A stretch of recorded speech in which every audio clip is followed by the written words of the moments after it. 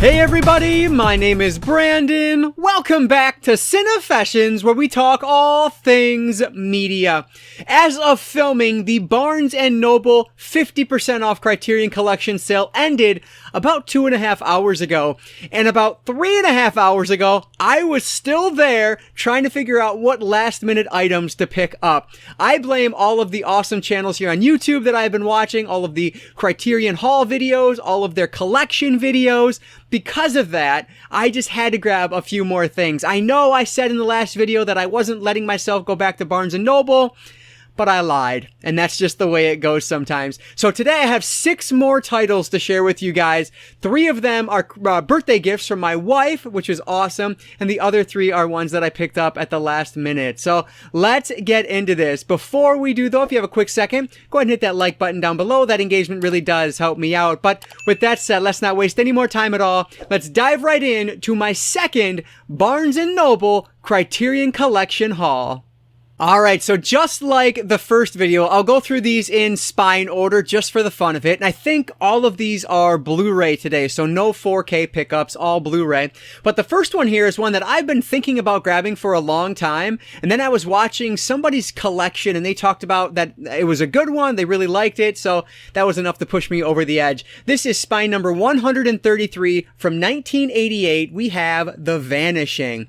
And this one just sounds really interesting. Essentially, this, I think it's like a husband and wife or this couple, whatever they are, they're on vacation and the woman just disappears while they're at a gas station. And so the movie's about the guy trying to find her and figure out what happened to his missing wife or missing partner, whatever she is. And like, that just sounds fascinating to me. I've heard that the ending is kind of unforgettable. I think that's what I was listening to in that collection video. And so that's what really pushed this over the edge for me. This is one that honestly, not a ton of special features on this one, but I really want to see it, and it wasn't streaming anywhere for free, so I figured, not a ton of special features, but I still really just want to see this movie. So there's only a couple of interviews on here for bonus features, plus of course the essay, but still really excited about this one. This one is in French with English subtitles, so hopefully I will enjoy it. Hopefully it's as cool as it sounds. This is from 1988, The Vanishing, spine number 133. Jumping all the way to spine number 726. This is another Roman Polanski film. This is The Tragedy of Macbeth from 1971. So somebody actually recommended Romeo and Juliet, which I believe is a lot newer release than Macbeth is, but I couldn't find it on Blu-ray. After the person recommended it, I was back like maybe once or twice since then, and I just couldn't find it. It was all sold out. Only had it on DVD. So I decided to go with another Shakespeare that sounded pretty interesting, and this is supposed to be like the most violent interpretation of Macbeth. This was filmed, I think, like 2 years after the whole Manson murders and everything, and so it's just a very interesting place for Polanski to be emotionally, and so it kind of feels like it's going to be a strange movie to watch, and I'm really looking forward to checking it out. Of course, Macbeth, what I know most from Macbeth is being a theater person. You never say Macbeth when you're in the theater, right? That's just the superstition. I'm sure I've read this back when I was in high school or undergrad. I really don't remember it too much, but yeah, looking forward to checking this one out. The trailer for it looks really good, and so should be a really interesting one. So this one is from 1971, directed by Roman Polanski, spine number 726. The Tragedy of Macbeth.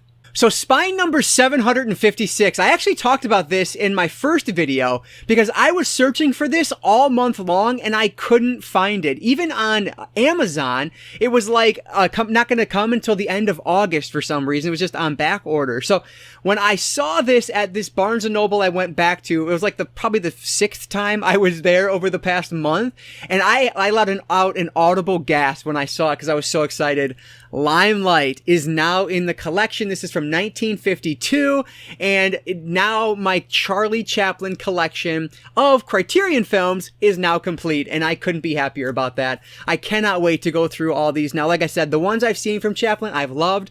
This one is completely different. It's a color film. I believe it's a talkie, if I'm not mistaken, and it's supposed to be one of his most renowned after the fact. Like, people looking back on it, look at it as one of his best, and so cannot wait to check this one out. I will watch this one probably last in my chronology that I have, just because I want to see all the silence first, and this kind of leads up to that. So, or those lead up to this rather. But either way, so excited I was able to find this one. Wasn't expecting it at all. Was so happy I decided to go through every single title just one more time. So this is Charlie Chaplin in Limelight from 1952, spine number 756. This next one is another that I'd been considering for quite a while. This is spine number 781 from 1967. We have Truman Capote's In Cold Blood. So I actually read this novel, or the true crime story, for the first time, I want to say it was like 2 years ago, maybe even 3 years ago. And I thought it was interesting, but it wasn't quite what I was expecting it to be, I guess. And so ever since then, I've been wanting to check out the movie to see if I liked the movie any better. And just reading more about it, I decided to look it up again, and it's supposed to have this like documentary-like style. It's supposed to be very cold, and that just sounds interesting to me. The story is very interesting by itself, and so hopefully the movie will be just as good. But I'm hoping I actually like the movie a little bit more than the book, but we will see. And a bunch of really good special features on here as well, which is also what pushed me over the edge on this. Cannot wait. I've been wanting to see this for so long. Another one that I couldn't find streaming, so I said, screw it, we're just going to go ahead and pick it up. So this is spine number 781 from 1967, Truman Capote's In Cold Blood. So I'll be completely honest, I thought that spine number 1068 was a rom-com, and I had no interest in it whatsoever. I'm talking, of course, about Smooth Talk from 1985. So like I said, I just had no interest. The cover just didn't intrigue me in the slightest, so I never even really looked this one up until this morning when 20th and 21st Movies put a community post up recommending this as one film that he would, suggest we go out and buy as the sale was coming to an end today. So I figured, well, let me take a look and see what it's all about. Turns out it's not a rom-com at all. It's like the complete opposite of that. In fact, we are watching Laura Dern. She plays this teenage girl who is in that, time in her life where she's coming of age, coming into her sexuality, when this predator comes along right here. This gentleman, it's very famous actor. I'm totally forgetting who it is right now. But he comes along. Treat Williams, that's who it is. And he is older and he is a predator, and things are going to happen from there. So sounds fascinating. I'm very intrigued to see where this is going to go. And it comes on recommendation. So this was one that my wife ended up buying for me. We went to Barnes & Noble tonight, and she ended up picking up the bill. So that was what I ended up getting for my birthday gift. So this one and the next one, along with Macbeth, were all birthday gifts, which is really cool. But yeah, excited for this. So excited I happened to come across that recommendation this morning, because I had no interest in this whatsoever until about 9 a.m. today when everything changed. So yeah, looking forward to checking out Smooth Talk from 1985, spine number 1068. So the last title that I grabbed in the Barnes & Noble sale is actually a trilogy. So I didn't get any big box sets this time around just because I bought so many individual releases. Well, finally, I got somewhat of a box set here. I guess it would be a box set. There's 3 films in this. The Michael Haneke trilogy. So this one contains, this is spine number 1163. And this one contains The Seventh Continent from 1989, Benny's Video from 1992, and 71 fragments of a chronology of chance from 1994. Easy for me to say. So these, I believe, are 3 early films. Yeah, the first 3 theatrical features from Michael Haneke. I really enjoy Haneke's, both of the American remake and the original of Funny Games, the original of which is in the Criterion collection, and I do highly recommend it if you're into weird kind of meta home invasion horror. It's fascinating film, but because of that, I've become a fan of his work, and so I want to watch more. And this one really caught my attention. I think I did a Google search or something the other day on either disturbing films in the Criterion collection or something along those lines. And the one I remember sticking out was The Seventh Continent. Someone said watching the end of that movie just messed them up for days. And I need to see what that's about. And it wasn't streaming again when I checked. And so I figured, yeah, we need to pick this one up and see what it's all about. So that's the one I'm most interested in here. But I'm sure these other ones are going to be interesting as well, just because he is such a fascinating filmmaker.